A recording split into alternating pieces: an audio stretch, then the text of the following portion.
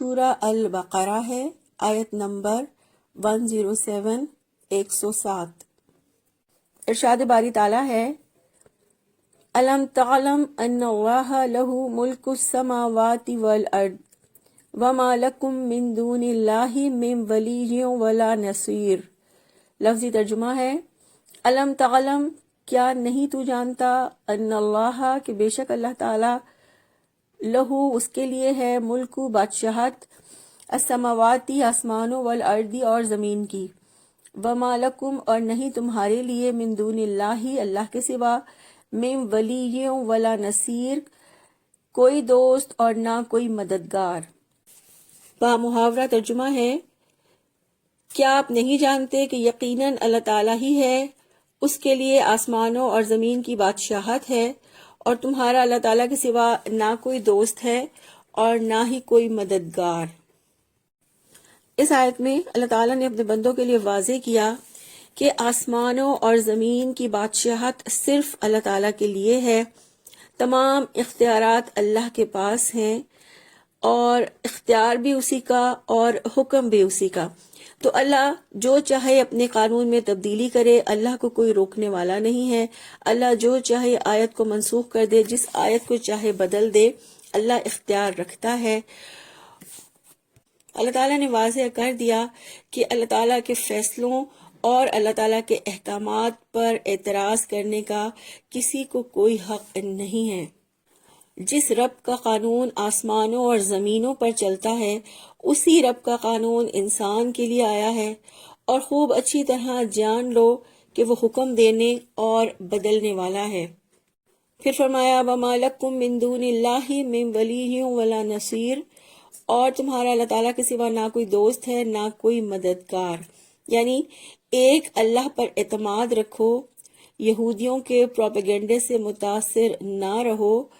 اللہ ہی تمہارا سہارا ہے، اور وہ ایسا سہارا ہے جو کبھی ٹوٹنے والا نہیں، کبھی چھوٹنے والا نہیں۔ اللہ اپنے بندوں کا دوست بھی ہے اور مددگار بھی ہے۔ تو اس آیت مبارکہ میں اللہ تعالیٰ نے یہ واضح فرما دیا کہ آسمان اور زمین کی ہر چیز اللہ کے حکم کی تابع ہے، اللہ کے حکم کی پابند ہے، سب اللہ کے قانون میں جکڑے ہوئے ہیں۔ اللہ جب چاہے اپنے قوانین اور اپنے فیصلوں کو تبدیل کر دے، اللہ کو کوئی روکنے والا نہیں ہے۔ آیت نمبر 108 ہے، ام تريدون ان تسألوا رسولكم كما سئل موسى من قبل ومن يتبدل الكفر بالایمان فقد ضل سواء السبیل۔ لفظی ترجمہ ہے، کیا تریدون تم سب چاہتے ہو، ان یہ کہ تسألو تم سب سوال کرو، رسولکم اپنے رسول سے، کما جیسا کہ سئل موسیٰ سوال کیے گئے موسیٰ علیہ السلام سے، من قبل اس سے قبل، ومن اور جو کوئی یتبدل الکفر بدلے کفر کو، بالایمانی ایمان کے بدلے، فقد تو تحقیق، ضل وہ بھٹک گیا، سواء السبیل سیدھے راستے سے۔ با محاورہ ترجمہ ہے، کیا تم چاہتے ہو کہ تم اپنے رسول سے ویسے ہی سوالات کرو جس طرح اس سے پہلے موسیٰ علیہ السلام سے سوال کیے گئے؟ اور جو کوئی کفر کو ایمان کے بدلے میں لے لے یا بدل لے تو یقیناً وہ سیدھے راستے سے بھٹک گیا۔ لوگوں کو اسلام سے متنفر کرنے کے لیے یہود نے ایک یہ طریقہ بھی اختیار کیا تھا کہ وہ طرح طرح کے سوالات مسلمانوں کے سامنے پیش کرتے اور انہیں کہتے کہ اپنے نبی صلی اللہ علیہ وآلہ وسلم سے یہ بات پوچھ کر بتاؤ، وہ بات پوچھ کر بتاؤ۔ اس طرح مسلمانوں کو اسلام کے بارے میں شک و شبے میں ڈالتے تھے۔ اس پر اللہ تعالیٰ نے یہ آیت نازل فرمائی، اور اس میں اللہ تعالیٰ نے مسلمانوں کو متنبہ کیا کہ یہودیوں کی تو یہ عادت ہی رہی ہے، انہوں نے تو اپنے نبی حضرت موسیٰ علیہ السلام کو بھی مسلسل سوالات اور مطالبات کر کر کے تنگ کر دیا تھا، اور اپنے نبی سے ایسے سوالات وہ لوگ کرتے ہیں جو اطاعت اور فرما برداری پر آمادہ نہیں ہوتے۔ تو تم یہودیوں کا یہ طریقہ چھوڑو اور ایسے لا یعنی اور بے مقصد سوالات کرنے سے پرہیز کرو۔ رسول اللہ صلی اللہ علیہ وآلہ وسلم سے سوالات کرنے کی خواہش بہت فطری خواہش تھی، کیونکہ مسلمان جانتے تھے کہ رسول اللہ صلی اللہ علیہ وآلہ وسلم ہی وہ ہستی ہیں جن سے الجھنوں کا حل مانگا جا سکتا ہے، اور رسول ہی وہ ہستی ہیں جن سے انسانوں کو درست طریقہ زندگی کا پتہ چلتا ہے۔ تو اس وقت بھی اور آج بھی انسان کے ذہن میں ہر وقت مسلسل کشمکش چلتی رہتی ہے کہ کیا صحیح ہے کیا غلط ہے۔ لہذا مسلمان اپنے نبی سے سوال کرنا چاہتے تھے، اور پھر جب یہودیوں نے ان کو اس چیز کے لیے ابھارا تو وہ یہودیوں کے پروپیگنڈے سے متاثر ہو کر مسلسل لا یعنی اور بے مقصد سوالات بھی کرتے تھے۔ تو اللہ تعالیٰ نے اس آیت میں غیر ضروری سوالات سے روکا ہے، اس لیے کہ غیر ضروری سوالات سے کفر کا اندیشہ ہوتا ہے۔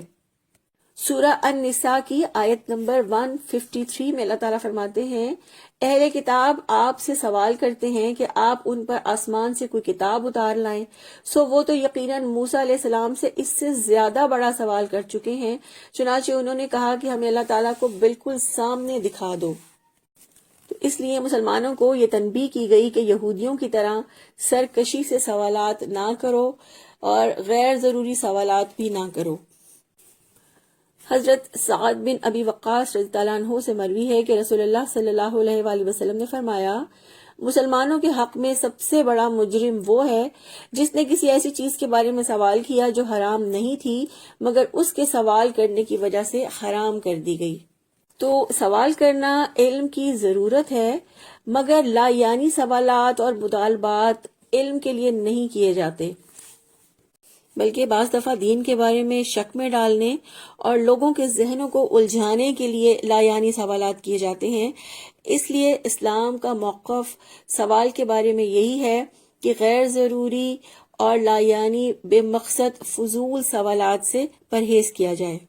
پھر فرمایا، وَمَن يَتَبَدَّلِ الْكُفْرَ بِالْإِيمَانِ، اور جو کوئی کفر کو ایمان کے بدلے میں لے لے۔